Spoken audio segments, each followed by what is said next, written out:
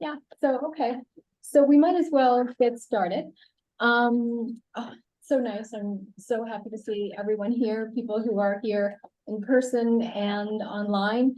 And I'm absolutely delighted to welcome everyone to our first talk in the new hybrid speaker series at the Center for Human Rights and Restorative Justice. I'd really like to thank Dr. Melike Yilmaz and Nadine Nafel for helping organize the talk, and Catherine Lewis for helping with the introduction.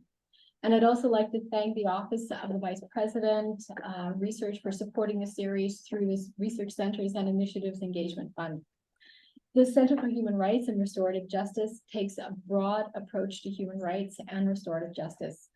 It approaches human rights not simply as legalistic entitlements, but also as ethical claims founded on cross-cultural notions of human dignity and well-being. Its approach to restorative justice emphasizes responsibility, redress, peacekeeping, and societal repair.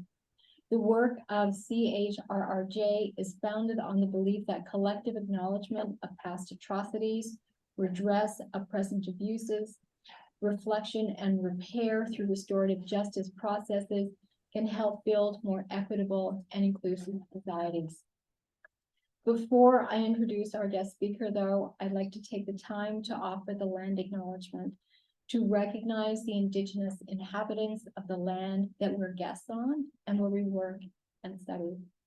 In writing this statement, I've drawn on language and ideas from the land acknowledgement statements of the City of Hamilton and McMaster University, as well as the websites of the Haudenosaunee Confederacy and the Anishinaabe Nation. Acknowledging the original inhabitants of this land and the history they share with this land is an important step towards reconciliation. We acknowledge a debt to those who were here before us, and we recognize our responsibility as guests to respect and honor the intimate relationship Indigenous peoples have to this land. McMaster University Center for Human Rights and Restorative Justice recognizes and acknowledges that it's located on the traditional territory shared between the Haudenosaunee Confederacy and the Anishinaabe Nation. This territory is covered by the Upper Canada Treaties and is within the lands protected by the Dish with One Spoon Wampum Agreement, and it's also directly adjacent to the Haldeman Treaty territory. The Dish with One Spoon Wampum Agreement uses the symbolism of a dish to represent the territory and one spoon to represent that the people are to share the resources of the land and only take what they need. With this land acknowledgement, we acknowledge a debt to those who were here before us and recognize our responsibility as guests to respect and honor the intimate relationship Indigenous peoples have with this land. And I'd now like to introduce our guest speaker today and my colleague, Dr. Sascha Auerbach. Dr. Auerbach is an associate professor of modern British and global history at the University of Nottingham in the UK. He's also the director of the Institute for the Study of Slavery at the University of Nottingham and the co-editor of the Cambridge University Press book series, Histories of Slavery and Its Global Legacies. Dr. Auerbach specializes in the history of race, imperialism, and the state in the 19th and early 20th centuries. He's the author of many books and many articles and book chapters in 3 books, in fact, Race, Law, and the Chinese Puzzle in Imperial Britain from 2009, Armed with the Sword and Scales, Law, Culture, and Local Courtrooms in London, 1865 to 1913 from a few years ago, and his forthcoming Cambridge University book, which should be out next year, The Overseer's State, Slavery, Indenture, and Governance in the British Empire, 1812 to 1916.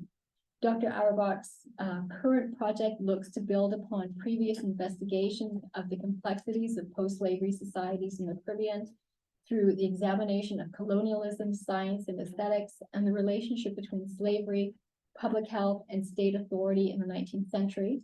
This paper he's presenting today is drawn from a new monograph, which comes out next spring, The Overseer's State. This book recounts the dramatic story of how the global labor market was first created in the decades following Britain's abolition of slavery. It also recounts the experiences of those caught in this web of oppressive power, shipped across the oceans on false pretenses, and forced to work under appalling conditions. In their constant struggles, the work argues were key in the eventful destruction of the system, though its scars would linger for decades. So please join me in welcoming Dr. Auerbach in his presentation titled "To Go and Look for Law, Late State Slavery, and Encounters with the Colonial State in the British Empire." Thank you for such a kind introduction. It's a real pleasure to be here. It's a little bit intimidating to be the first speaker in the series, but as I was saying at lunch, I'm going to set a very low bar, so you have no place to go but up. And the next speaker is going to have an easy time. She'll be like, "Well, how bad he or she is, not as bad as that guy." And it's a pleasure to be working with Juanita. She mentioned, but she didn't mention, she's the co-editor of that new Cambridge series, which we're very excited about. And we hope is already attracting, I think, some very interesting new work. And we'll absolutely positively have the first volume for the series with end of this year. Who knows? soon. Now I'm gonna start because I want to say at the beginning that I was not trained as, nor do I think I can accurately call myself a historian, purely a historian of enslavement. My training was in British history and to a lesser degree British imperial history, and then I transitioned into history of law and culture, and I started to work on the Indian and Chinese labor diaspora as well. And what I did is I sort of tried to combine these two interests in the current project, which is really more of a, I'll call it a semi-global history of the state as a mechanism of labor organization in the 19th century, and how people within that organization reacted to it and responded to it, and how their agency mattered. And the idea of rights is flows throughout this work. And here I will quote one of your colleagues here at McMaster, Bonnie Yeboah, and he said, rights, human rights are a very delicate topic. He said the difference between creating a museum of human rights, for example, and any other type of museum, and this was at the conference that Stephen organized some years ago on human rights. So the difference is that if you build a museum to any other subject and the locals don't like it, they write letters to their elected representatives and try to have the museum shut down. If you create a museum to human rights and people don't like it, a torch-wielding mob shows up and burns the museum down. So you always have to tread carefully when you're talking about rights and the implication of rights. So in this larger work, The Overseer State, which engages this idea of rights and law and justice and race and labor across the length and breadth of the British Empire, I look at how in the wake of amelioration and emancipation, the state assumed the role of overseer in Britain's global labor system. It was most powerful in the plantation colonies seized during the Napoleonic Wars and administered directly by the crown. These were known as crown colonies. But it has important implications for what we understand the British Empire, or any empire for that matter, any modern empire, to be when we put labor control at its center. And the British Empire, I argue, had a very curious relationship with the Dutch Empire and the French Empire and the Spanish Empire. It turns out that even though ideologically they're supposedly opposite ends of the spectrum, they actually share a lot of common structures and officials, which the British Empire inherits and adapts when it takes over the role of administering labor in these colonies. So there's implications here for the nature of the modern state and its relationship to imperialism and colonialism. I also argue in the book that the newfound power of this expanding state was not unidirectional. And that's really the topic of this paper. Those at the sharp end of colonial authority employed the new laws, institutions, and processes to assert their own ideas about rights and justice. So the post-abolition imperial state emerges as an entity mutually constructed by the rulers and the ruled, albeit from very highly asymmetrical positions of power. And lastly, the project provides insight into how the colonial state enhanced its authority and justified its expansion through self-archiving, but also how these processes, like the exercise of colonial authority more broadly, could be contested and even subverted. And all those themes will be worked into this paper, and I'm happy to answer questions about them and discuss in the wider question and answer session afterwards, which I'm really looking forward to. So we start in the British Cape Colony of Southern Africa in the year 1827, when Ludwig, an enslaved African man, faces grim prospects when he's taken before a judge. His owner, Conrad Lobsher, and another young enslaved man, Mentor, both testified in court that Ludwig had struck Lobsher. Now, the circumstances of this action are contested by the different witnesses. Ludwig claims that he felt his life was threatened by his master and he ran off because of it. Lobsher claims that Ludwig took out a knife and threatened him. But what all parties agreed upon is that Ludwig had not run away into the bush to hide. He said, I ran to look for law. I ran to seek justice. I ran to Cape Town because that's where I knew the judges were. Now, the trial in the District Court of Cape Town was conducted across 3 days, separated by a month's interim. Ludwig, Lobsher, Mentor, and various other witnesses all offered testimony. Some supported Ludwig's version, others were more ambiguous. The fiscal, the powerful crown-appointed official who was responsible for prosecuting all serious charges against slaves in the colony, represented Lobsher, the owner. The guardian and protector of slaves for the Cape of Good Hope, another influential and recent crown appointment, was tasked with representing the interests of enslaved women in such case, and men and women in such cases. He organized Ludwig's defense. And the case was of great seriousness. According to the law at the time, the penalty for a slave convicted of striking his master was death. Now, it was so serious that at the request of the guardian and protector of slaves, a trained advocate, a guy named Mr. DeWitt, was brought in to defend Ludwig because he didn't feel he had all the necessary legal expertise. He was an expertise in the codes regulating slavery, but not in the codes, regulating capital crimes. Now, Ludwig's trial in 1827 took place at a time of considerable flux in the authority wielded by the colonial state over both enslaved men and women and their putative masters across the empire. By the 1820s, the process of reforming slavery, known as amelioration, had imbued local administrators with direct and paramount authority over the institution. They were tasked with disciplining slaves, with safeguarding their new legal entitlements, and with mediating any conflicts between slaves and their owners.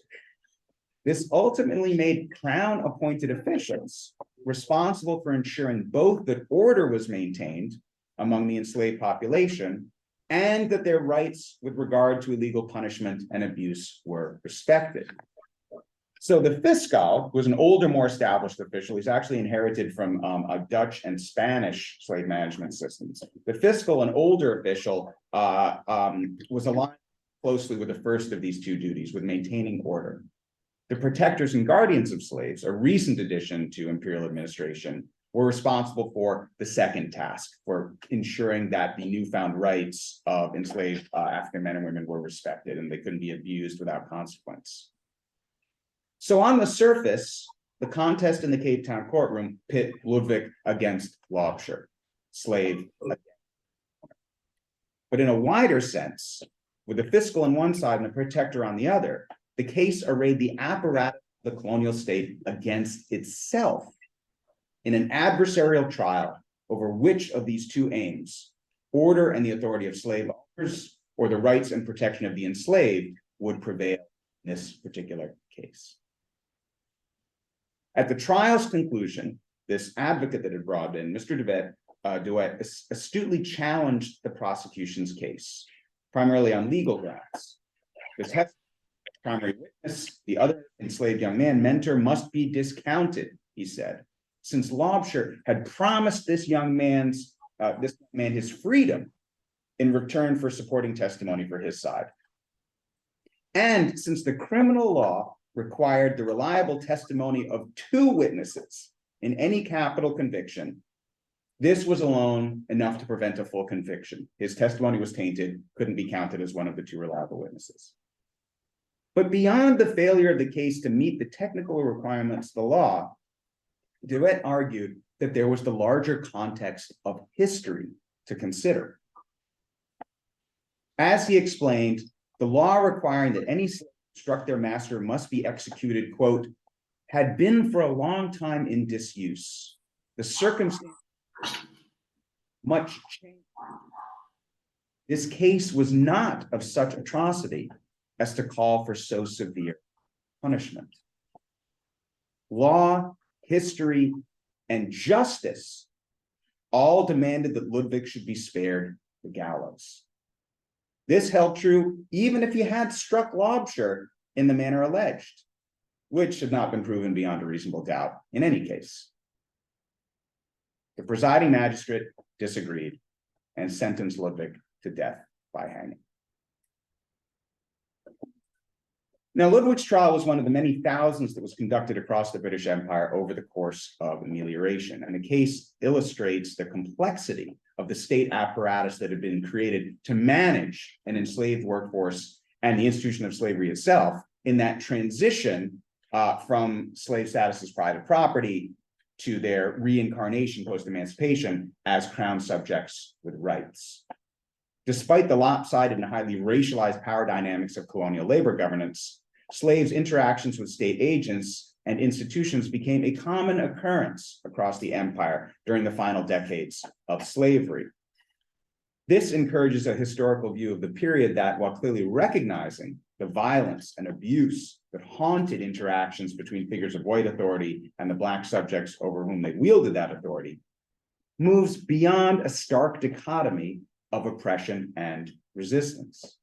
Slaves' varied and persistent efforts to look for law, in the words of Pollux, an enslaved man in 1829 Demerara, demonstrated the complexity of their views and their agency during a crucial period of transition. These everyday encounters with the state, despite the latter's complicity in endemic suppression and abuse, provided avenues by which enslaved Africans could shape the dynamics of governance and reinforce, negotiate, revise, or challenge the overarching concepts that formed the colonial state's moral and cultural underpinnings. And through such encounters, enslaved men and women could do more than just influence their immediate circumstances, for better or for worse. These public contests, happening at a crucial moment during the process of emancipation, helped set precedents for how formerly enslaved people would subsequently interact with state agents, institutions, and government processes when they became free crown subjects.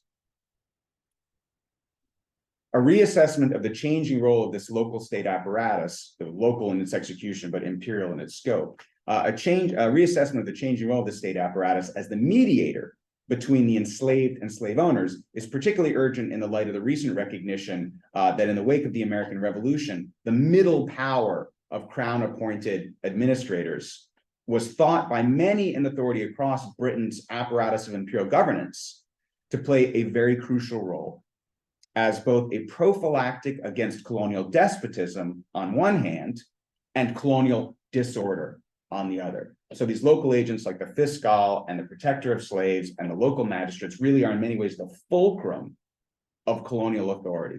And since one of their primary task is labor management, that means that labor relations and labor management are the fulcrum of colonial governance. And this is something that I think Catherine Hall really put most succinctly when she attended a workshop that myself and a colleague, Ani Gust, organized. She said, and I put this into the book, citing her, of course, labor control was sovereignty. Labor control was sovereignty, which means by extension, control of one's own labor mobility is freedom in a very fundamental way. So where this is all negotiated at the middle level, everyday encounters between colonial administrators, their subordinates, and the vast labor force coming under state purview during the course of amelioration, it was at this middle level that much of the work of establishing and maintaining public order and colonial authority was being conducted in a way that would have long-lasting consequences. This rapid proliferation on the part of enslaved men and women to look for law, as Pollux put it, also demonstrated how the new agents and processes of the ameliorative state, while strongly shaped by dynamics specific to their colony and region, developed as a common arena for reshaping colonial, cultural, and social relations across the empire. The legal and political foundations of post-emancipation rule in the plantation colonies were laid by the processes of amelioration. New institutions and agents of governance, and the increasing assertion of colonial executives and metropolitan authority over the treatment of slaves and over plantation labor discipline more broadly. But the social and cultural practices that emerged from this foundation were molded by the responses of enslaved Africans. These responses evolved over time and in relation to new policies and new protocols of governance. So the interaction between the state's expanding purview over labor and labor relations and enslaved Africans' adaptations shaped the character of colonial governance in a multitude of ways that we can detect from the historical record, from altering the approaches of agents to different aspects of slavery and plantation life to serving as leverage for anti-slavery activists in Parliament. They could even prompt public conflicts, as Ludwig's case did, over how justice was defined, where the limits of state power lay, and it did so as a population of millions transitioned between the legal status of property and one of crown subject. So the role of the state in colonial labor systems was reciprocally constructed. The resulting pan-imperial edifice, which I call the overseer state, hence the title of the book, would carry over older laws, concepts, and practices that have been established during late-stage slavery and combine them with novel elements introduced during amelioration. And this infrastructure of racialized labor governance and the patterns of response that it evoked would persist across Britain's plantation colonies long after emancipation for almost a century, I argue, which is why the book covers such a long period.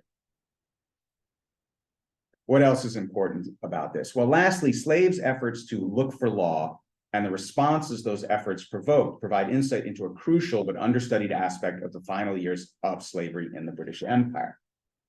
And this aspect is how the changes that culminated in emancipation were experienced by those on the ground, be they enslaved men and women, or the overseers and managers tasked with maintaining plantation authority, or the government agents whose job was to shepherd this whole thing through. Particularly in the Caribbean and Southern Africa, the process of amelioration encouraged enslaved men and women to assert their rights to better treatment and to challenge those who abused them, at least within a very specific set of circumstances. For plantation authorities, in contrast, who were accustomed to nearly untrammeled power over what they viewed to be their private property, these challenges were deeply threatening in an atmosphere already charged with the potential for rebellion. Finding their authority, if not reduced, then at least circumscribed, their response, the response of overseers and slave owners and drivers, their response to grievances was not infrequently to punish for their temerity the enslaved men and women who had initiated them. And this may help explain, at least in part, why the final decade of slavery was characterized not by slow reconciliation and gradual improvement, but rather by rising tensions and some of the most violent uprisings thus far in a system that had been rocked by conflict since its inception. The rebellions of slavery's twilight years in the empire, in this light, emerged not as desperate acts of rage or revenge, but as the product of rights violated, justice denied, and freedom unaccountably forestalled. Now, although amelioration would significantly widen the opportunities for enslaved men and women to voluntarily engage the apparatus of governance, it's important to note from the outset that the overwhelming majority of encounters between enslaved men and women and the state remained punitive and coercive. In any given British Caribbean colony, every year, as many as 1/5 of the entire enslaved population could face floggings, confinement to stocks, or imprisonment for a vast array of crimes. The most common offenses by far were those concerning the conduct of plantation work and the response of enslaved men and women to the authority of managers and overseers. And ultimately, the discretion to charge an enslaved man or woman on one grounds or another lay entirely in the hands of plantation authorities. Their decision in each case was based on customary practice, the individual in question, and how seriously they took the particular issue. Such cases were typically very brief, and the defendants were allowed only a cursory response. These increasingly frequent encounters with legal institutions and their protocols, however, formed an important context for the other avenue by which enslaved Africans engaged the state, And that was the bringing of formal grievances against managers, overseers, or others in positions of authority. And keep in mind that before the amelioration period, punishment was always carried out summarily on the plantations. You didn't require a magistrate, you didn't require a state officer, you didn't require anyone to certify it. If there was, you really had to act in an extraordinary way to get the government involved in that relationship prior to amelioration. So once amelioration is introduced, enslaved men and women very quickly absorbed and adapted to the new legal landscape. They recognized that officials such as fiscals and protectors were now superior in authority to slave owners and to the managers and overseers of plantations. Albeit in numbers dwarfed by the punishments brought against them, and we're talking a ratio of 8 or 10 to 1, they sought redress for perceived abuses, contested the denial of rights and resources to which they believed they were entitled, and endeavored to harness the law's authority to reinterpret customary practices as legal prerogatives, to make custom into rights. And I use that term intentionally, to make custom into rights. Although infrequent, these cases were far from insignificant. Through such actions, the enslaved helped establish the new agents of labor governance as the fulcrums of power in plantation colonies and as the arbiters and mediators between owners and plantation managers and their workforce. In a broader sense, both slave owners' employment of the law to discipline slaves and slaves' employment of the grievance system to contest owners and managers achieved the same result, albeit from different directions and much to the advantage of owners. These practices cemented the authority of the state over colonial labor organization, setting the precedent for its continued operation as an overseer state in the post-emancipation period. So a lot of the configuration of government we see after emancipation is because of this setup at the beginning, and the actions of enslaved men and women are absolutely crucial in bringing that about. So is it just interesting because you see enslaved men and women demonstrating legal agency, engaging the law? Actually, that's stuff that we kind of knew this already from the work of Diana Patton and others. One of the things I find most interesting about all this is that the efforts of enslaved men and women to gain redress had political significance as well, because they could filter up the chain of oversight and accountability, creating public scandals or triggering further reform. And here, the state as an archiving mechanism becomes really important, and as an archive that is publicly available. The records of slave grievances contributed to the case assembled by anti-slavery activists for emancipation, highlighting the ubiquity of abuse and the continued recalcitrance of owners to amend their behavior as both law and morality demanded. Although the agency of the enslaved might not have directly prompted changes in policy or practice, it helped foster a cultural and political atmosphere in which such change became a moral imperative to anti-slavery activists, reformist metropolitan administrators, sympathetic members of parliament, and a small but vocal segment of the enfranchised British populace. And the potential for slave grievances, to give you a specific example, the potential for slave grievances to alter public debates and trigger reform was aptly demonstrated in 1823, 4 years before Ludwig's trial. Grievances had followed very quickly on the heels of policy changes, such as the appointment of guardians that had made it possible for the enslaved men to seek legal aid in their issues. But until 1819, the complaints of enslaved Africans had not been officially recorded. So it's hard to know exactly how quickly the practice followed the change in the law, because the records don't exist until 1819. But we certainly know that by the early 20s, it was a very common practice for enslaved men and women to bring these grievances. Under pressure from colonial governors and their superiors in London, the fiscals, the upper level administrators, were now explicitly tasked with investigating and reporting the outcome of dozens of cases each year, and then reporting those outcomes to the next person up the chain of command. And at the top of that chain is the colonial secretary. Now, these often involved multiple complainants, and each incident required the fiscal or their assistants to interview witnesses, most typically the other slaves on the plantation in question, the manager and the owners. And the numbers of enslaved Africans who, via this avenue, became entangled in state processes as complainants or witnesses, though dwarfed by the number of cases against them, varied considerably, and it was a lot. Because when you look at one of these cases, we might say, okay, well, we know from the records that there were, say, 100 prosecutions of enslaved men and women in Demerara in, August of 1823.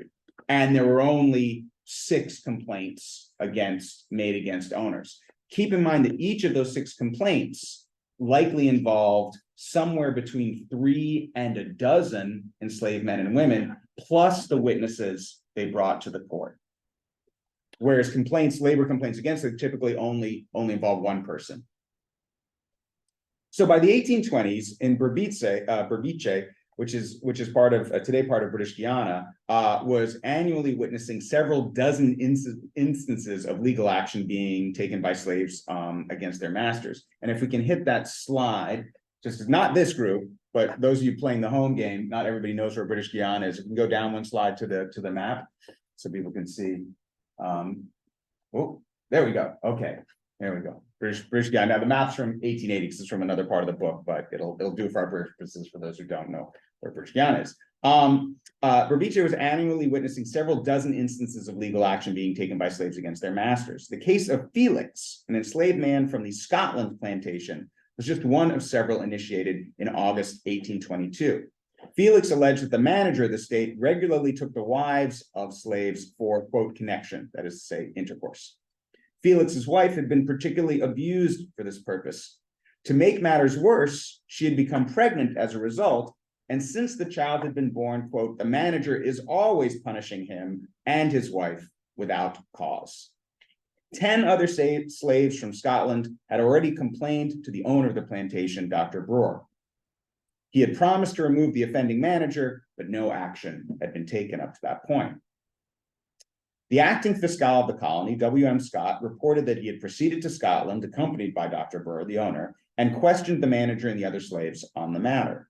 The consequences were worse for Felix than they were for the alleged perpetrator. The accused manager blamed him for the whole incident, claiming that Felix had only gone to the fiscal to complain because he was facing punishment for incomplete work and been trying to forestall it. Now, this is a common accusation that the slaves only bring a grievance because he's going to be punished for bad work and he's trying to get away with it. But think about that for a moment. That's an interesting example of legal agency to begin with. Like you're being sued, and so you counter-sue instead to try to delay it. And we can talk in the question and answer session about how people in positions of authority view the adaptive use of legal forms by subalterns, which is, I think, a very interesting topic unto itself. And you see it all over. You see it in rural Russia, for example. You see it in metropolitan Britain, and now we're seeing it in the Caribbean. As a result, Felix received the discipline the manager claimed was due for his original transgression, while the manager himself received only a reprimand, accompanied by a recommendation from the fiscal that he be discharged from service. Now, we don't know whether he lost his job or not, so the record ends there. But Felix's story doesn't end, or at least the story of Felix's complaint doesn't end, far from it. Although it was resolved quickly at the time, it had a long afterlife in public discourse. Nearly 4 years later, when the Member of Parliament for Norwich, William Smith, one of the leaders of the parliamentary abolitionist movement, took up the cause of amelioration in a parliamentary debate, the plight of Felix and the other enslaved Africans of plantation Scotland took center stage.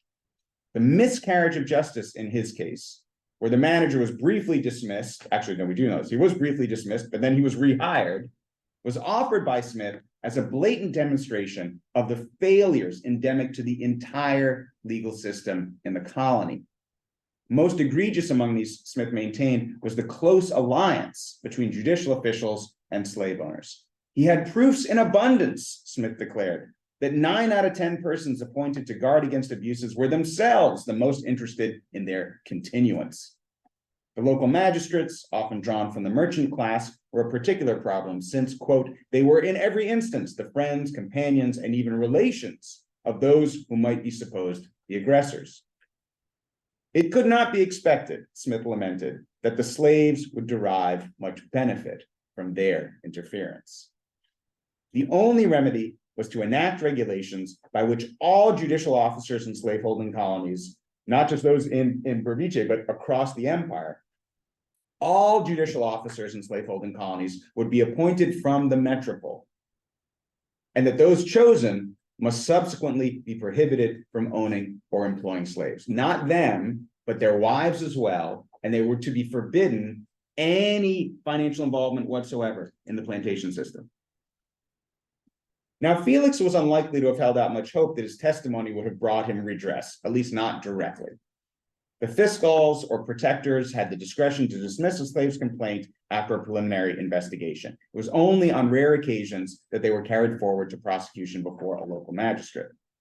A far more probable result was that the complaint would be dismissed out of hand and the petitioners chastised, usually physically, for their temerity.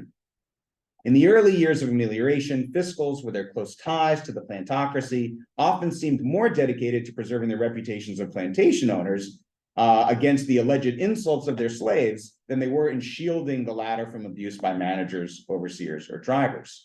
Maintaining plantation discipline and keeping the workforce in good order remained the paramount goal.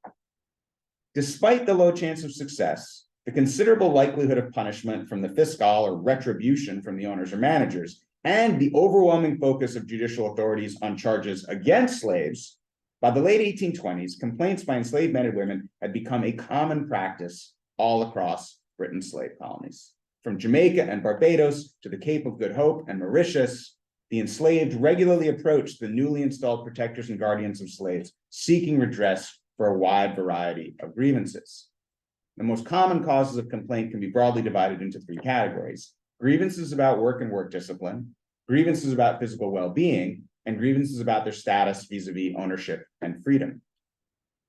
Specific complaints in the first two instances most commonly concerned excessive or unfair punishment for alleged failures at task performance, reassignment from a more preferable task to a less preferable or more demanding one, such as being moved from the sugar houses out into the cane fields, inadequate recognition and care for illness, mistreatment of mothers and children, and failure to provide proper allowances of food and clothing. Grievances in the latter category, those about freedom their freedom and ownership, tended to concern being moved from one locale against another to another against their will, unlawful sale or transfer, or violation of a previous agreement to grant them their freedom, like a promise from a now deceased owner that they would be freed on their death, or illegal detainment or designation as a slave when they were legally free.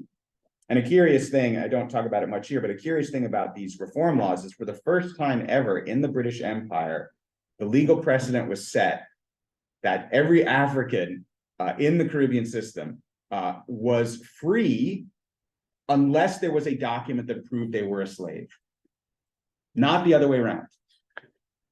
And a parliamentary commission comes in 10 years later and certifies this. They're like, yes, that is the rule. That is the default law. If you say that person's your slave, you better have the document proving it. Otherwise, they are free. It's also going to be the first time that an individual register is kept by the government of slaves as individual people, since each one is now entitled to rights in a way that they weren't before. And they actually inherit that from the Spanish system. They also inherit the Office of the Fiscal from the Spanish system.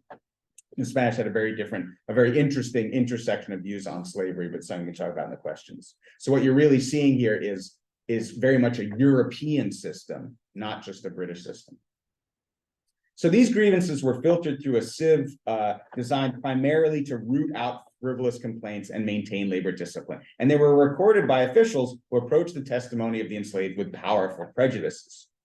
Nonetheless, they remain the most voluminous and detailed accounts available of how enslaved men and women publicly presented themselves, their circumstances, and their views on a wide range of topics, among them rights, law, morality, and justice. What is clear, even through this incomplete and highly problematic record, is that the increasingly frequent encounters between enslaved Africans and the agents of the overseer state were catalysts for change. Enslaved men and women rapidly adapted their self-presentation to the changing landscape of law and governance, even as the agents and institutions of the state, along with slave owners and plantation managers, adapted to them as well. Each cohort involved, from magistrates to enslaved Africans to plantation attorneys, also shaped their responses to the medium of the new state processes, reinterpreting customary practices as legal matters or presenting personal conflicts and perceived injustices as issues meriting official intervention. So the kind of closed world of the plantation is broken open by these changes. They now become a matter of public debate and state record. Across the wide variation in complaints, testimony, and decisions, enslaved men and women were increasingly behaving like subjects bound by laws rather than as property whose treatment was bound solely by custom. They argued with a high degree of precision that owners, attorneys, managers, and drivers were obliged to follow the dictates of an ever-changing regulatory landscape. Enslaved men and women also demonstrated a keen comprehension of both the new laws and the shifting terrain of official authority. Complaints by enslaved men and women were often remarkably detailed and extensive, although they generally centered around one particular grievance. Their testimonially commonly mixed claims about unfair work demands, unwarranted or excessive punishment, deprivation or inadequate provision of resources, and denial of access to justice. That was always a big one. We were not given passes off the plantation to make our grievance. And I have a bunch of examples, but for the sake of time, I will cut them out.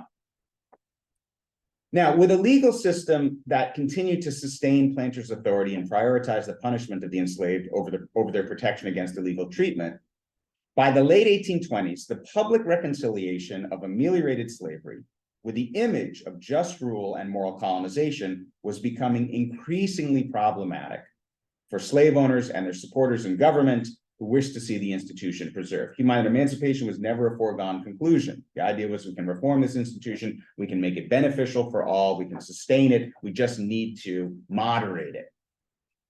Stories of abuse, the violence inflicted on enslaved men and women, and the failure of reform had continually fanned the flames of political opposition and public outrage.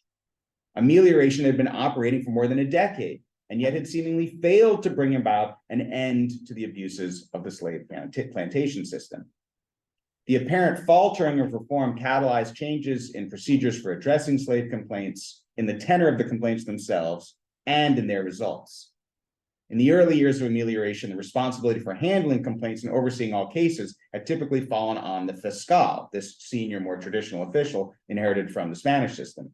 By the final years prior to emancipation, following a model first introduced in Trinidad, all slave colonies across the empire would be required to appoint a separate official, one we've already mentioned, the protector and guardian of slaves, to perform these duties instead.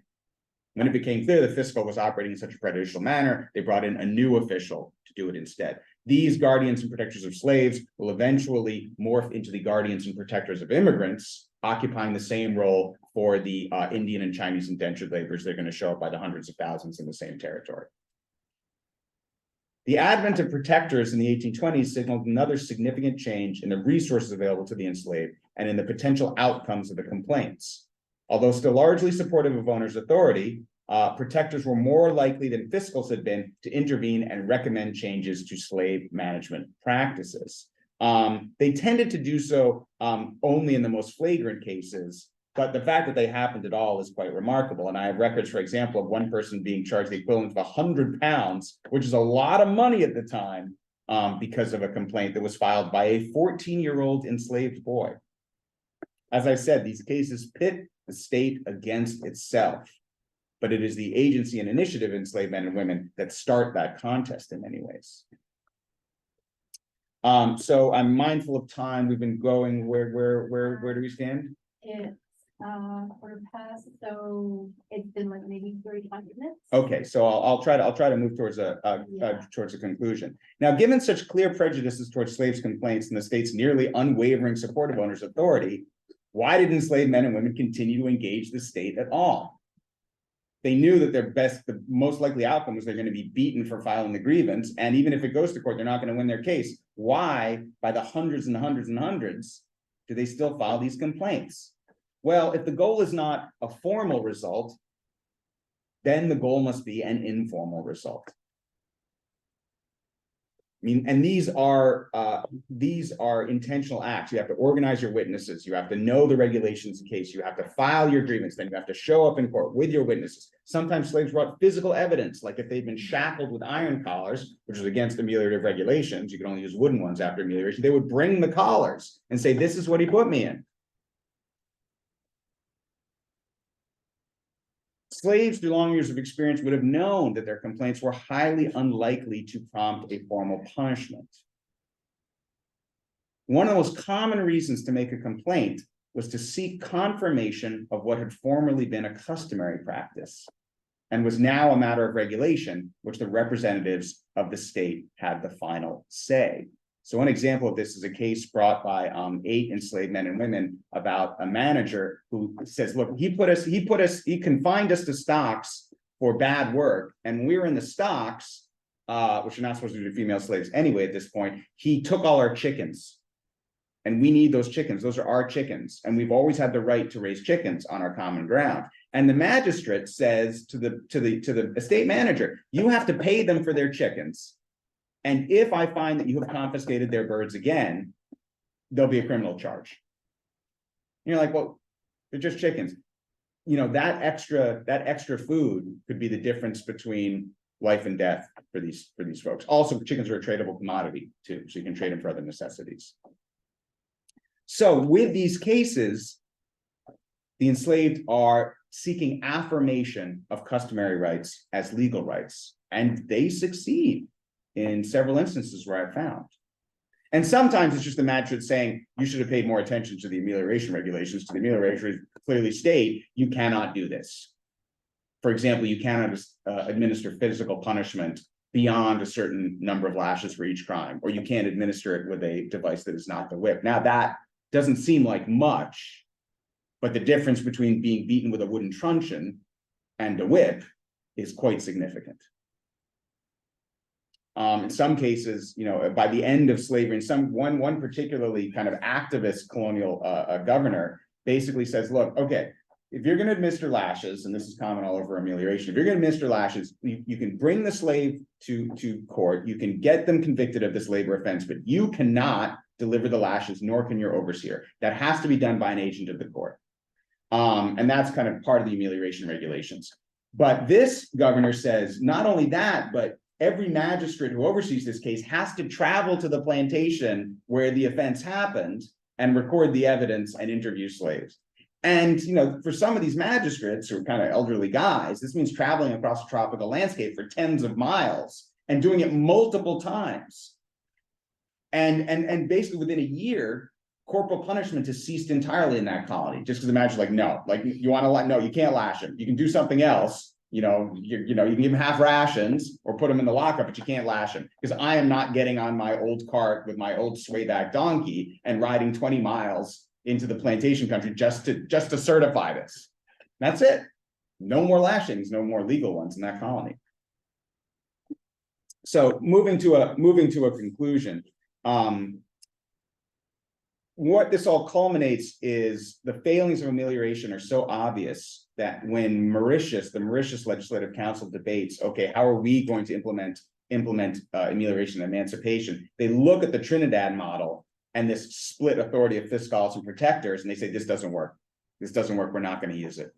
Which tells you a bunch of things. Number one, that they're aware and observing that this is an imperial system, but also that the continual complaints by the slaves have revealed how bad the system is. And people as far away as Mauritius have gone, no, we don't want this. We want something different. And they're particularly upset that when multiple enslaved men come, when they come with grievances, they're treated almost as if they're fomenting rebellion. And they said, we're having none of that. We're having absolutely none of that. And so the Mauritian code ends up looking very different from the Trinidad model. So the repercussions of this across the empire are extraordinary. And what you basically have is the Mauritian Commission says that no punishment can be justly incurred for a complaint which is simply ill-founded or may fail for want of proof. Punishment can only be inflicted at a judge's discretion in cases of, quote, false accusation willfully made, which they said would be rare in any case because the majority of the complaints, according to them, were well-founded. Think about that. By the end of the 1820s, in public discourse at least, the burden of proof had begun to shift from the enslaved to their tormentors. Just like the documentary system changes so that you have to have a paper that says this person is a slave or they are free. So to conclude, the apparatus of law officials and processes that constituted amelioration was never intended to empower enslaved men and women. Its purpose was to maintain social order among a vast and discontented workforce, to mollify the demands of anti-slavery campaigners by addressing the most visible abuses of the institution, and to sustain both aims by installing a regime of oversight and mediation whose implementers were accountable to metropolitan authorities and colonial governors. The metropolitan officials who crafted amelioration held fast to the belief that slavery could be reformed in a manner that made it commensurate with racialized paternalism, just governance, and moral colonialism. Design and implementation are two very different things. Amelioration provided slaves with direct access to and explicit knowledge of a system of grievance that they could use in a variety of ways. While enslaved men and women recognized that their legal status was changing in ways that brought them closer to their erstwhile masters, the latter often still perceived their power as largely untrammeled, a perception that filtered down to their employees, the managers and overseers. These authorities, with the explicit sanction of estate proprietors, continued to behave with impunity towards their enslaved workers, even to the point of taunting them and daring them to file complaints. As one manager says to the slave, "I'll put the licks on, you see if the magistrate can take them off." Such conduct was galling to colonial officials and to anti-slavery activists when they encountered it in the detailed reports generated by the protectors and the fiscals. They understood that the authority of the owners and other plantation authorities needed to be maintained, but their arrogance and abuse had to be checked, since the former encouraged order, but the latter was the most common catalyst of open resistance. One could punish slaves and chastise them and still receive the state's support, but one could not behave arbitrarily and humiliate them without consequences. By engaging in the complaints process, enslaved men and women were presenting themselves as subjects with rights rather than property that could be wantonly abused. And this self-presentation fit more easily in the discourse of moral rule and the proclaimed goals of amelioration than the behavior of the owners, managers, and drivers that were the subjects of these complaints did. To this degree, slaves' engagement with this new apparatus of rule and labor management had a powerful and pervasive influence on the changing role of the state in these colonies. This was not because their complaints were likely to result in fines or other penalties against the abusers, but rather because their vision of their new identity was more in accord with the architects of amelioration than the static self-perception of plantation owners and managers who just tried to use the state for their own purposes. Even if enslaved men and women could not foresee how their efforts to look for law might influence wider debates about slavery and morality in public discourse, their accounts nonetheless constituted a highly visible and comprehensive challenge to the facade of paternalism maintained by slave owners. As with the challenges to protectors' authority mounted by managers and proprietors, and with the often blistering assessments made by colonial office administrators, slave complaints put the institutions and practices of colonial governance itself on public trial. It called its representatives to account for the widespread and continuing failure of amelioration to reform the institution of slavery, because once the state got involved, the state became accountable. And this was not just about renegade slave owners. This was about the failure of the British imperial system to deliver on its promise of just rule and moral governance. Even if that itself was a facade, it was a very important one in justifying the entire British imperial project. This is where abolition comes from.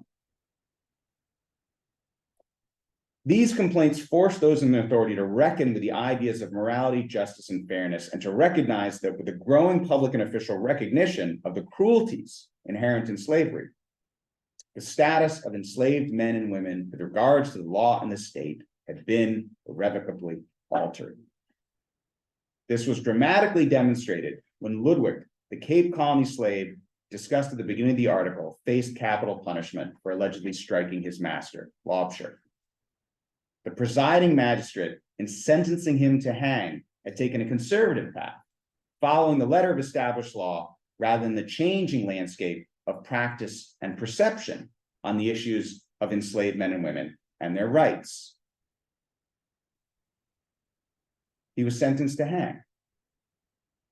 But the case was subsequently reviewed on appeal by the governor of the colony, Richard Burke. In his next posting as the governor of New South Wales, he would lead the charge to reform the brutal treatment of convicts there. Burke, the man who would ultimately be held accountable by Parliament, his superiors in the Colonial Office, and anti-slavery activists in Britain for how enslaved men and women were treated in the courtrooms of Cape Town, reversed Ludwig's sentence. His decision gave official weight to what the advocate defending Ludwig had declared earlier in a public courtroom for all to hear, that, quote, the circumstances of the colony were much changed. Thank you. So thank you very much, Sascha, for that really interesting talk. I have a million questions because there's so much guidance material, but I will not put those on you right now. And Can I borrow a pen and paper from you so I can just take notes? I forgot my little notebook. Yeah, but open it up to the audience here and online. So if you have any questions? And we have like a good half hour before we have to clear out the room, so. Yeah. Yeah, thank you. I thought that was a very, very rich presentation.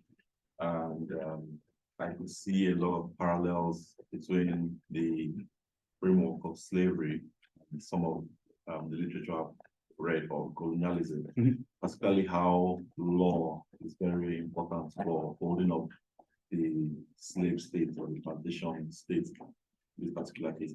I'm just curious if legal determinism features in your work as a framework. Is this something that you In what capacity? like? Does it inform the research? Is it something that you try to explain or dive into? In terms of legal frameworks, what I employ a lot more is I employ a fair bit of Anglo-American legal theory, and what I'm more likely to use is the literature on legal storytelling. And creation of legal narratives and the idea of legal performance. So to me, that's in this context, that's a more useful framework. So for example, the idea of law as a multi-use right comes up a lot. And one of the things that I found is that, you know, wherever you make access to local officials and access to local courtrooms available, people find a way to use it. A grievance system prompts grievances. What happens after that kind of varies from place to place. So one of the things that really, in terms of legal theory, the thing that really inspired me, and I look at the work of guys like Tony Massaro, Sally Engel Mary, and Barbara Ingvison, is I can't remember, it was Mary's book or Ingvison, I think it's Ingvison's. She did work in a Western Massachusetts, actually very near where my mother's family's from, and talked about how people use local courtrooms to try to turn personal problems into legal ones. And the court staff refer to these as garbage cases.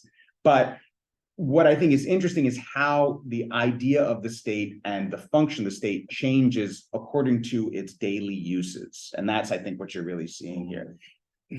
The law is often kind of an abstracted concept in the minds of the people using it. It's a very definitive concept in the eyes of the magistrates and their clerks. And they can say, okay, this statute says this, statute says this. But during these periods of real legal flux, there's a lot of kind of give and take to it, to the point where, you know, reaffirming the legal right to keep chickens. You know, there's nothing in the statutes that says that. But once the magistrate had said this is the case, everyone in the colony was on notice, like you can't take people's chickens without punishment. Yeah, so two follow-up questions. Yeah, to that. To what extent do you think the involvement of enslaved people in the legal system led to the ultimate emancipation, act that the British government passed, or is it something that would have happened anyway, with or without their participation? And then, was there any international angle to it? Because Guyana is like beside French plantations, Dutch plantations. Absolutely. So were there any intersections you saw where the enslaved people in Guyana learning from their neighbors or teaching their neighbors? Also a really good question. Let me answer the first question first. And the answer, I think, is yes. Because as I said earlier, emancipation was never a foregone conclusion when amelioration started. In fact, amelioration was an effort to preserve slavery. And so because these cases became the material, the grist by which anti-slavery activists made the case against slavery, I think, yes, the complaints of the enslaved were extremely important. I mean, something like Felix's, like it's a long parliamentary debate, you know, so people are reading about this and going, oh my God. Now, at that, I think it's very interesting to see why some complaints in particular became a huge hullabaloo, and others that to our modern eyes seem like much worse crimes actually weren't taken up, you know. But to the extent that these complaints, as they filter up this archiving process and become public knowledge, then become evidence for the case against slavery, like absolutely, I think they participated in an important contribution. In terms of this international connections, as you can imagine, you know, finding the voices of the enslaved is incredibly difficult to begin with. Like, we know that there were quite rich and useful informal methods of communication, and DaCosta's book on the Demerara Rebellion goes into like how word spread about what was going on. And you certainly see patterns of use, and not just within a colony, but across different colonies. There are remarkable similarities at the types of complaints that are put in. And I put that down really to two reasons. Number one, the institution of slavery inflicted common abuses in different locales, but also the regulations themselves, because this was an imperial system, the regulations themselves fostered certain types of complaints. So there's an imperial aspect to it, there's a transcolonial aspect to it. Where I see the influence of the Dutch and the French and the Spanish systems, though, is more on the authority end. That this whole system of fiscals and protectors is really an adaptation of the French, Spanish, and Dutch systems, which the British kind of inherit and adapt.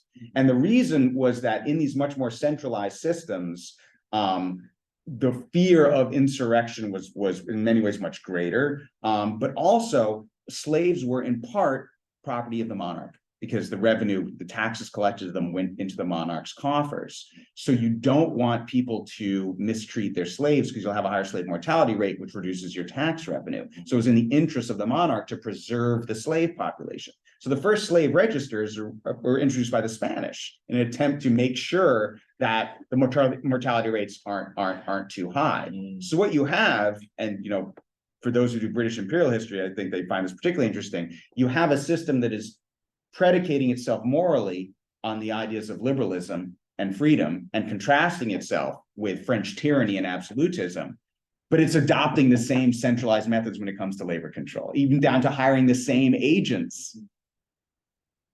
Thank you. Sure. Yes, Stephen. Following up on that point, which I find really interesting. So what, in terms of procedure for these magistrate courts, Yeah. is it English common law that's being used?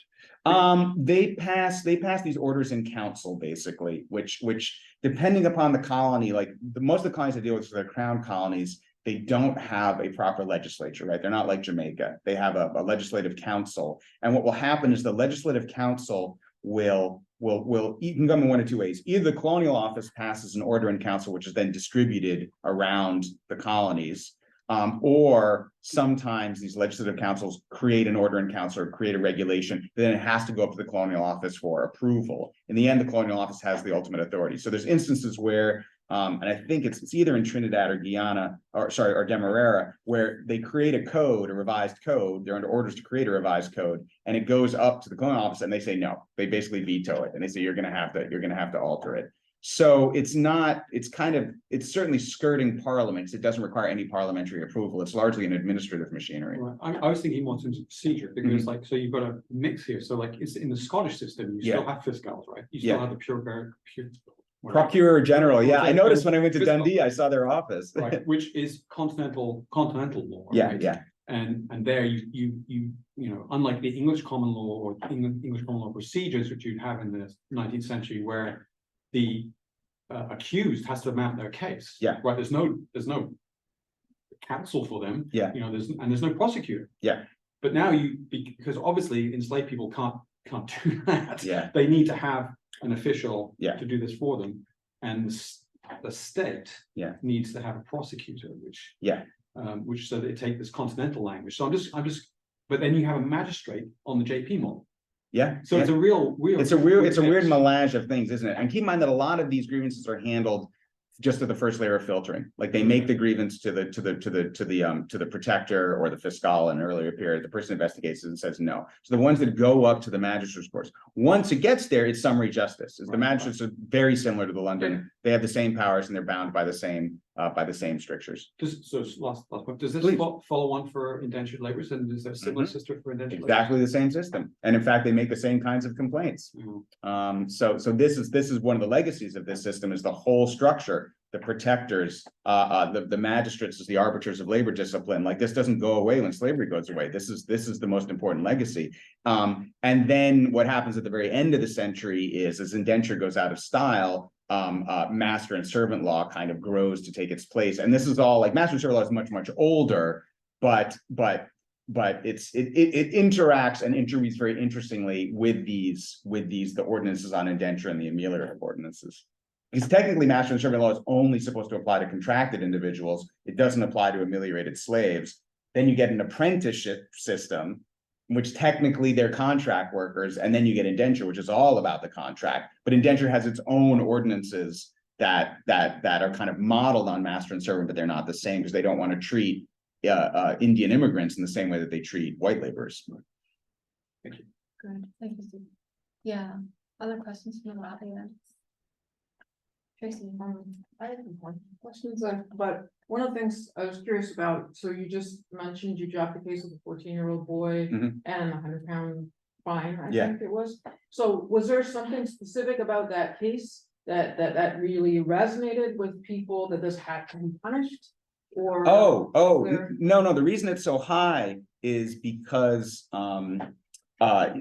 the owner is accused of multiple violations. He's accused of using improper tools. He's accused, I think, of punishing a slave for the same crime twice, and like 2 or 3 other things. And each one of those has a set fine attached to it. Okay. And these state agents, even though they're generally supportive, and this is part of a chapter that's much longer. Yeah.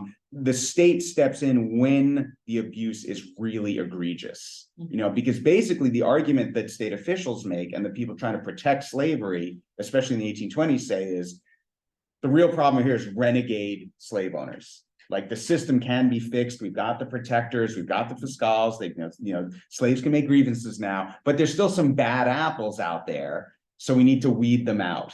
We need to weed them out by making examples of the people that don't respect the new regulations. And a heavy fine like that is basically supposed to be a deterrent.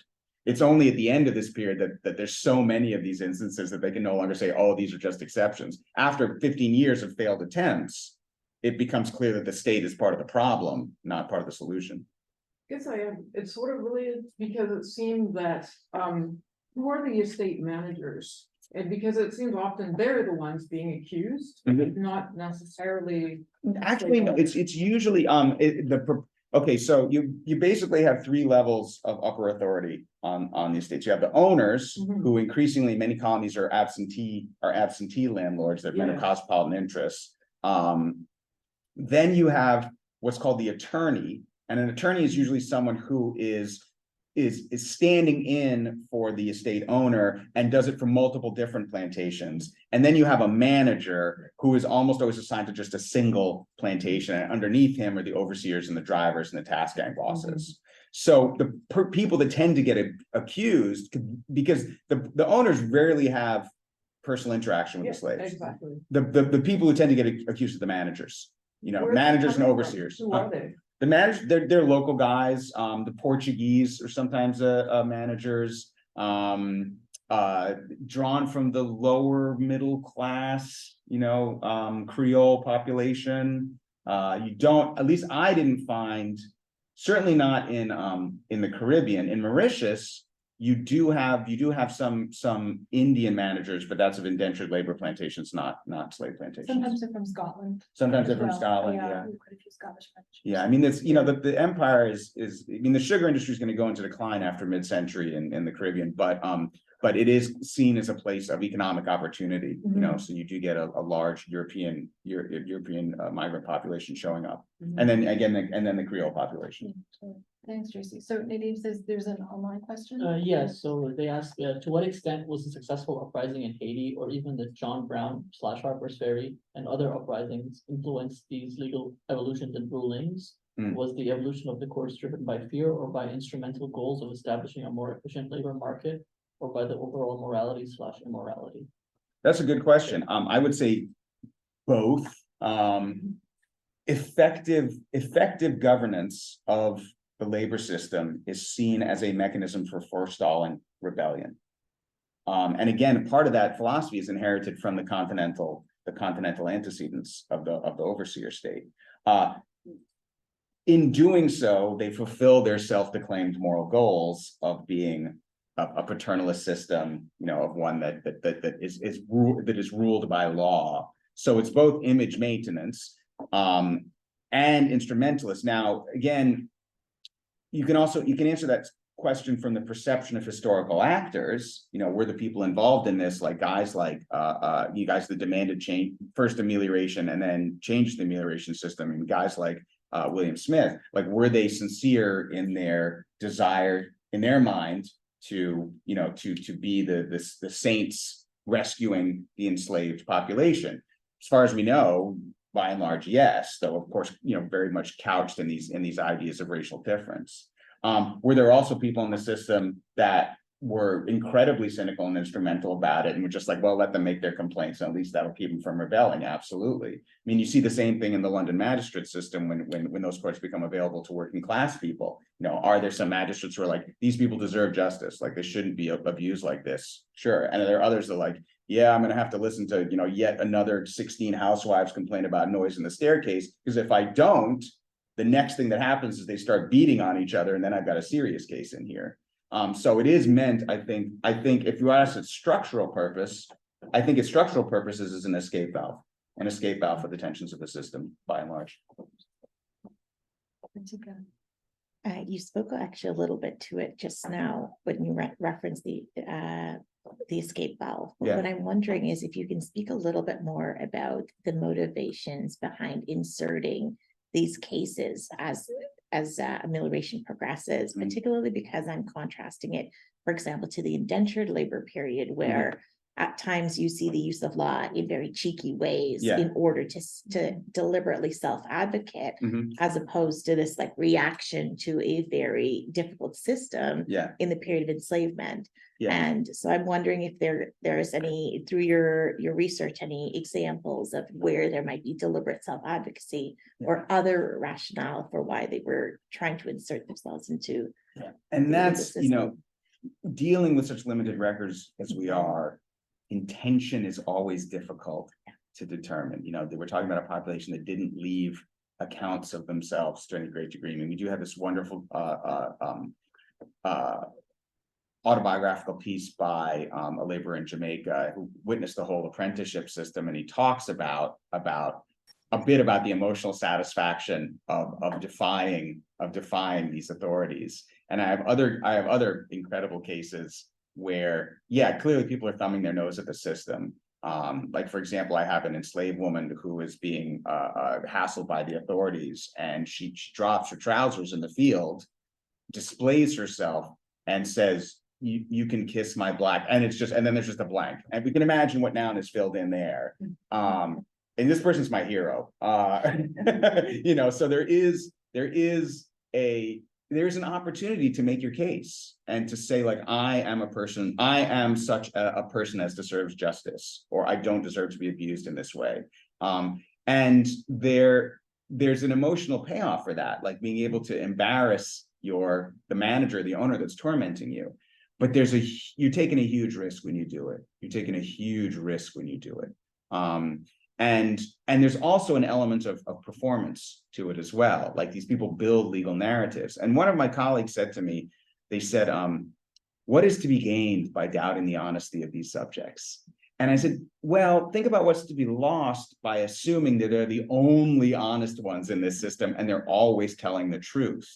This is not a system that rewards honesty by enslaved men and women.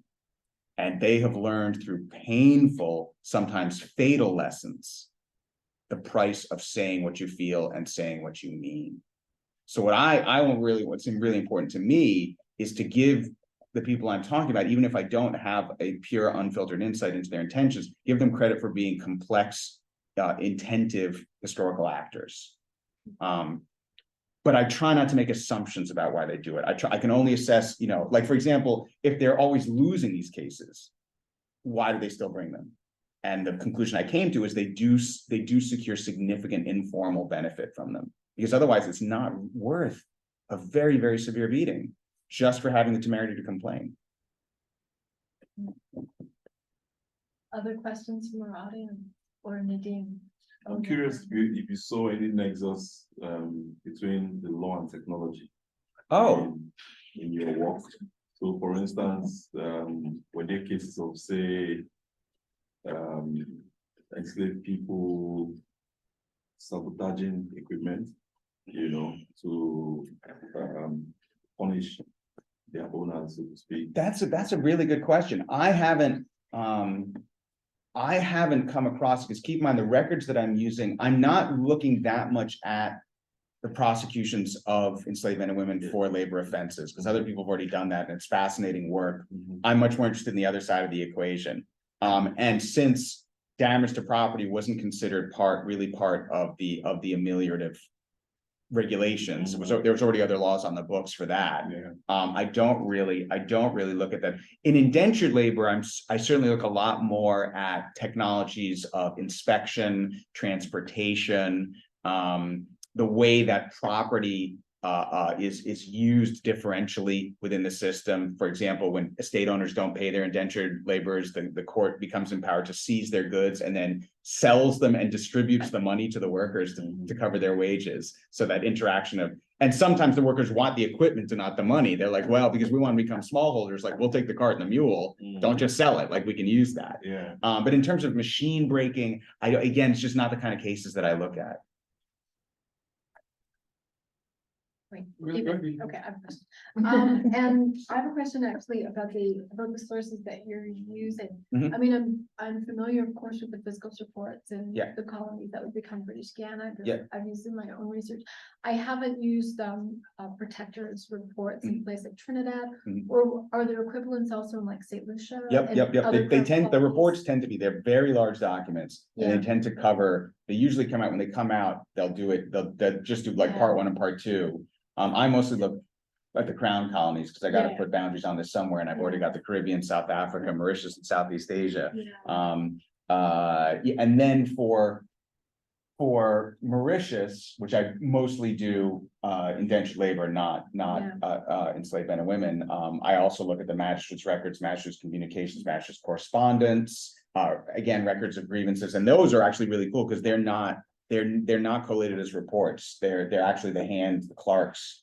Like, these workers came to me on this day with these grievances. And again, the parallels between the grievances made by enslaved men and women and 50 years later, the grievances made by Indian workers are quite remarkable. And then I've got a whole different passel of records for Southeast Asia. Yeah, interesting. I mean, what would you say, like, are there some key areas, just because the colonies are so different, right?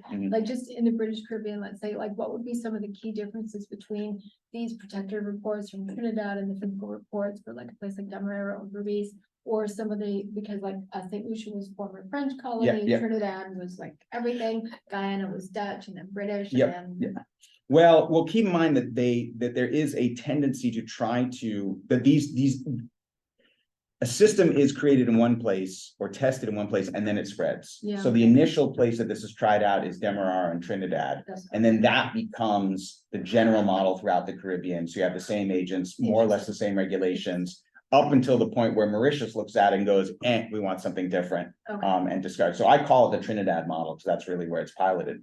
One of the main differences that you see, and I think is worth noting, is between the Crown colonies and the legislative ones. So in Jamaica, whereas in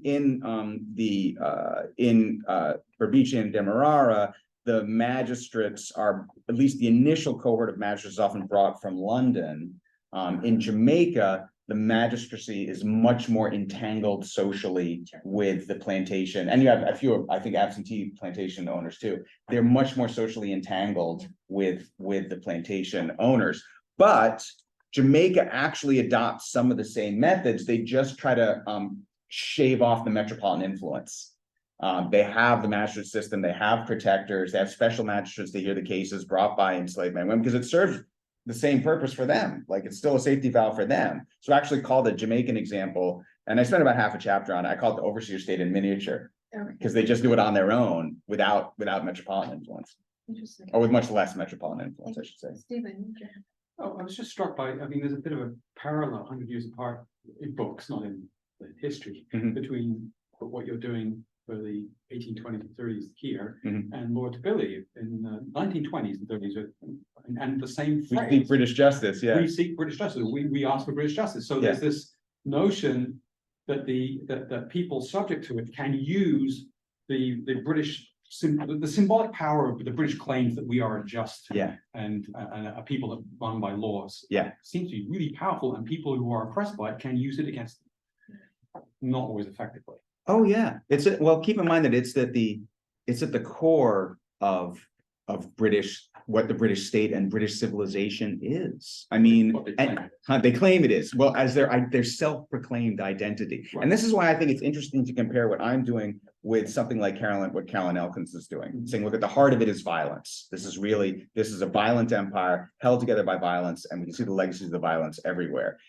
She's not wrong, but you could also say this is an empire of state and state processes, and not necessarily justice, but legal processes, and it's held together by that. And the question becomes, is it violent because those processes break down, or do those processes also foster violence? And sometimes it's both. Like the magistrates are now overseeing the lashings, but they're still lashings. But then you have this other governor that says, I don't want you lashing people anymore, and lashings disappear. So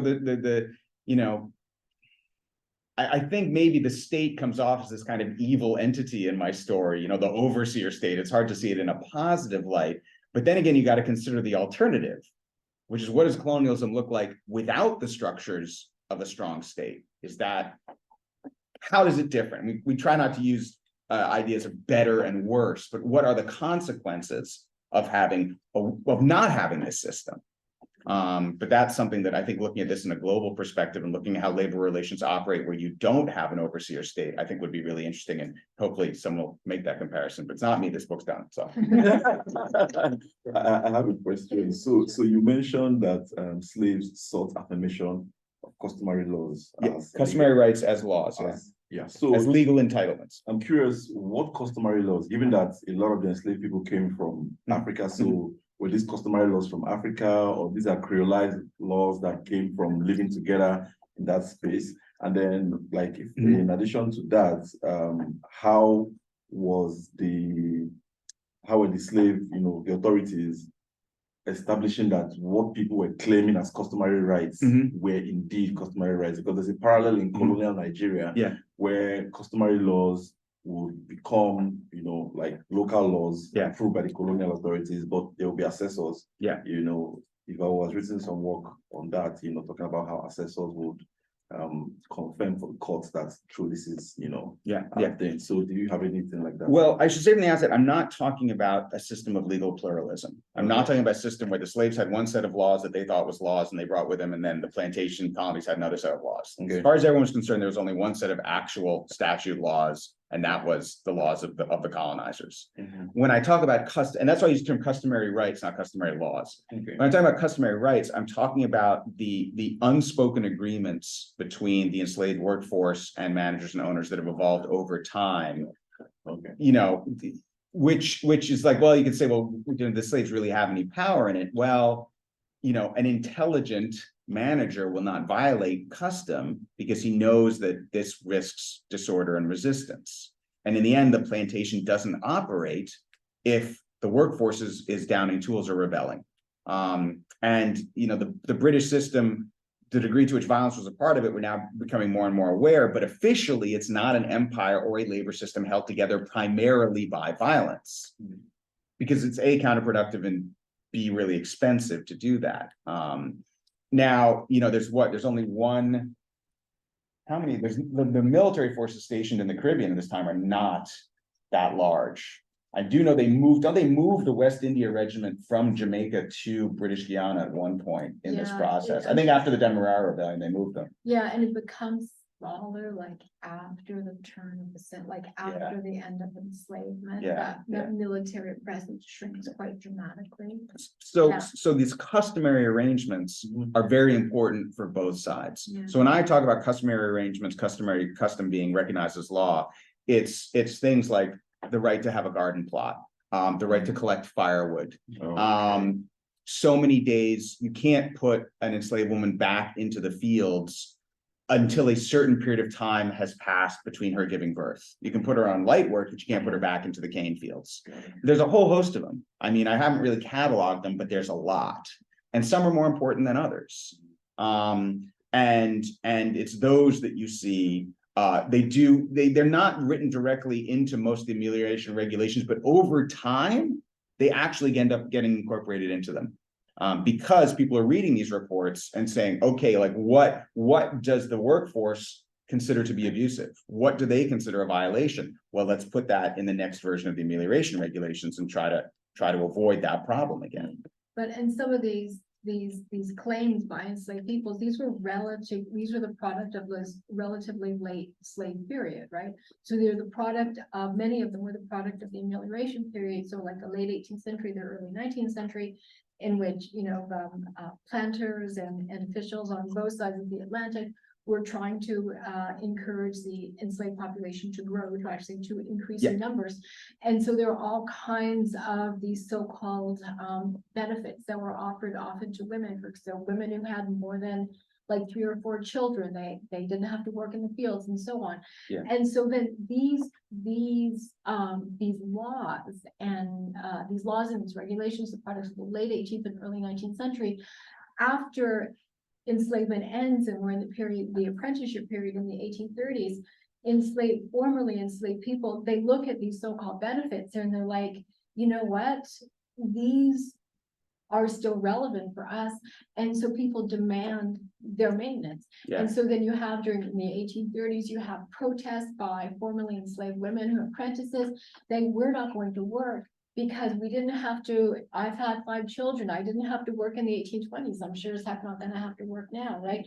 And so these customary laws and which product of the late slave period become accepted as important by formerly enslaved people, and they will protest to protect them. When they're withdrawn. And so that's actually really, and women are formerly enslaved women were often in the forefront of these protests, right? And a lot of these had to do with women's rights and women's relationship with their children. And so that's one of the really kind of fascinating developments we see in this period. So it's really interesting. You even have cases when in this period between the end of slavery and their the formerly enslaved population being allowed to be free laborers, you have what's called apprenticeship, which basically they turn the entire enslaved population into indentured laborers, which really pisses people off, right? Because they were promised their freedom. Like, this isn't freedom. Like, I can't leave the plantation for 6 years. But what's interesting too is that they find out that they have fewer legal protections as apprentices because now they're free subjects than they did as ameliorated slaves. So for example, there's a situation where I have a complaint where someone complains about getting beaten for not doing good work. And they're like, there's nothing in the laws on labor that says that you can't get a lashing for doing bad work by your employer. Like when you were an ameliorated slave, that was against the amelioration regulations, but you're not a slave anymore. So your rights can actually go backwards, even as your freedom is moving forwards. Other questions from I had just a quick one. Just a lot of this sounds like now very old work, because 25 years old when Jim Scott was talking about official transcripts and written transcripts, right? And that the way one of the tools of resistance is to call the dominant group on their official transcript. And it sounds like this is very much what's going on in this case. So do you like just push Scott aside because he's older? Do you use it? No, I use them. In fact, I mean, reading hidden transcripts was one of my inspirations, both for the book on courtroom culture and for this one. I think it's really important. And I do Southeast Asia, which was always his stomping ground as well. But the focus of his work is much more specifically about how people exert power and agency within these structures. Mhm. Most of my work is more about what is the structure that is created and how does it operate? And I'm very interested in agency and resistance within it, but that's not the focus of the study. That's why it's Right. called the overseer state, you Right. know, rather than the agency of enslaved people and indentured laborers. Yeah. And in part, that's simply a reflection of my, what's the right word? My cowardice at how I use sources, you know, because I was trained in an environment and by a supervisor that is extraordinarily rigorous when it comes to the way they use the archive in a very complex and I think theoretically sophisticated way, but really like, don't pretend something's there when it's not there. Don't fill in evidence with theory. Don't speculate, don't make assumptions. Yeah, don't speculate, don't make it, even when, you know, No. I want to tell, I want to, Speculate away. Emotionally and morally, you want to tell this kind of valorizing story about what's happening here. But actually, you have to say like, wow, this was really effective legal narrative construction. It's like, oh, you mean they were lying? And I was like, well, that's one way of putting it. But, again, going back to the danger that you face as an enslaved person when you are 100% honest. Well, Scott sees dissembling as key. Exactly. Right? Yeah. People always probably lying. You need to lie to protect yourself. Exactly. Right? Exactly. I didn't forget my office hours. I was called away to an important meeting with the ham sandwich. Yeah. So I think it's just we're different. I agree with this stuff a lot. We're just looking at very, very different things. I'm more interested in the nature of the modern state. And how imperialism revolved around labor control. Which he picks up and seeing like a state. Exactly, which, so. I'm fascinated, like one of the stories that you told about, I think, one of the enslaved people, I think it was in Demerara, sort of like running down the street saying, I'm looking for the law. Yeah. And I love, or the road, but I'm sort of fascinated by that part of the efforts to obtain legal redress involves this performative element, but movement through physical space. Yeah. And taking up public space, right?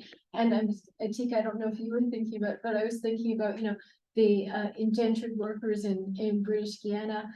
If they had a complaint, they would take it to Cosby, right? So like the former Going to Cosby. Yeah, like the former immigration agent general, who even after he was no longer on the scene, every of the indentured workers in British Guiana just.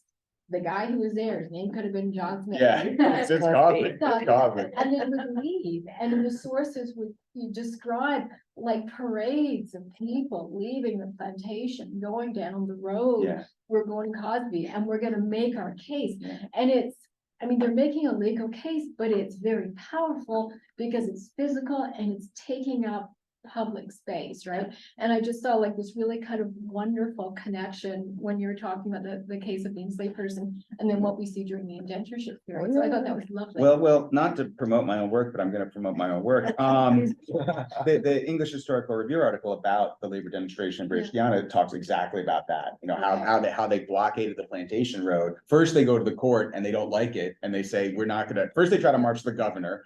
That they're intercepted, and the magistrates come to court, and they come to court and they see the soldiers everywhere, and they're like, we're not going to get justice here. And then they blockade the plantation road. When the magistrate shows up, he's like, you have to hold court here. It's all about the spaces of law, and I think, where each group feels more empowered. Totally. Yeah, that's good.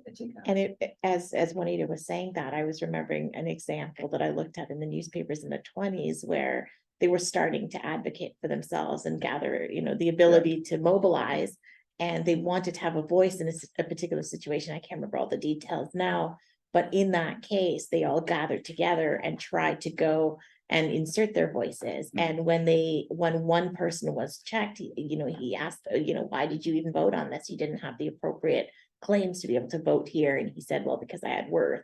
Looking for the law, and because I had worth were the two things that sort of kept humming in my brain as we were going through this, because those are such important catchphrases about precisely like taking up space, But I also wondered a little bit about like what this means in the context of recovering from traumatic circumstances, which I don't think, like, we talked a little bit about violence, but I don't think we dug into trauma. Yeah. But what the state is imposing at this time and the kind of trauma it creates, and then how populations in these cases are asserting themselves and figuring out how they move forward, take up space, and then recover from trauma in such complex circumstances. Any final questions from our audience here or wherever that audience might be? Okay, so that just leaves me to thank you so much, Sascha. This Thank was you. great. Thank you for your so question. much for coming in.